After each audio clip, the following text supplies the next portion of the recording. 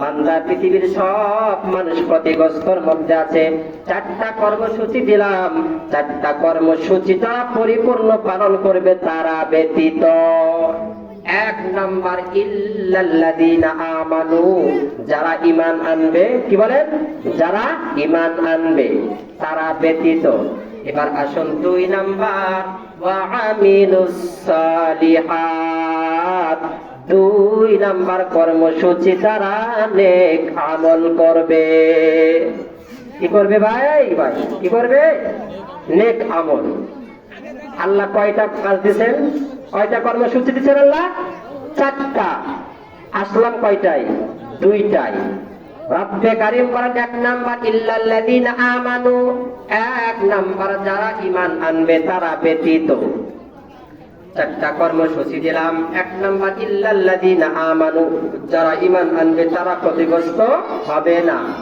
2 number আসেন ওয়া আমিলুস সালিহাত, যারা নেক আমল করবে, ভালো কথা বলবে, ভালো কাজ করবে। আপনারা বলুন তো দেখি, নেক আমল দরকার আছে না নাই? আছে না নাই? অবশ্যই নেক আমলের প্রয়োজন আছে। ওয়া আমিলুস সালিহাত, 2 নাম্বার যারা নেক আমল করবে।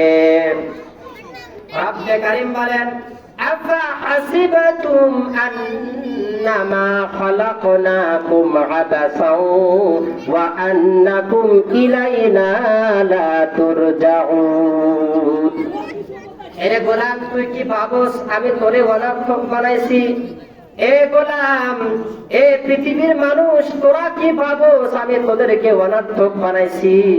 না, আল্লাহ বেফায়দা বানান নাই, আল্লাহ অনর্থক বানান নাই। আল্লাহ এমনি এমনি আমাদেরকে দুনিয়ার মধ্যে প্রেরণ করেন নাই। যদি প্রশ্ন করেন মালিক, তাহলে আপনি আমাদেরকে কিসের জন্য বানাইছেন?